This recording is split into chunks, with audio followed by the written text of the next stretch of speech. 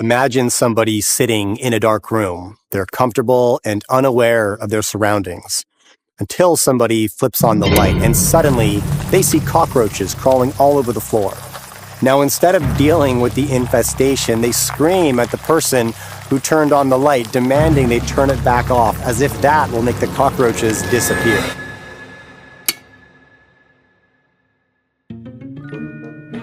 Donald Trump has turned on the light for Canadians, and most of us don't like what we see. Now, most people I talk to are focused on the cockroaches. They understand that it's not a foreign leader's job to give us good deals. It's our job to arrive at the negotiating table in a position of strength and get a good deal for ourselves.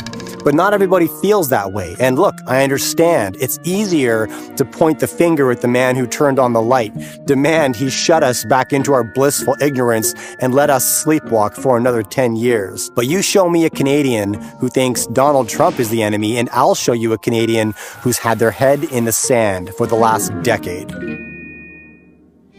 America is stronger than Canada, and yes, they're going to use that strength to their advantage in trade deals. Show me somebody who thinks it's unacceptable for a powerful country to leverage their position over a weaker one, and I'll show you somebody who's never studied history. Canada does have a villain, but it's not Trump. It's the same villain we've had for the last 10 years. So if you're outraged about the threat of tariffs, demanding fairness, then tell me, where was your outrage when Germany's chancellor arrived at our door asking to buy our natural gas and we turned him away because, quote, we couldn't make a business case for selling a resource that we have in abundance? Where was your outrage when the Prime Minister of Japan asked the same, only to be met with the same refusal? Where was your outrage when we systematically dismantled every energy project that could have diversified our customer base? Or when we wasted the advantage of having the longest coastline in the world, spanning 3 oceans with limitless potential for deep-water ports and global trade, choosing instead to focus on gender language in government documents? If you weren't outraged then spare me the outrage now. I believe most of the tariff talk is just theatrics.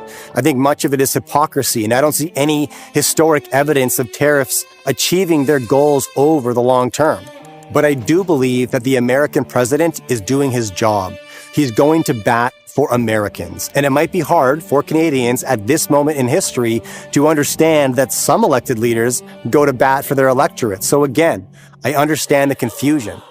And no, if you think I've been lulled into some fallacy of altruistic politics, I haven't.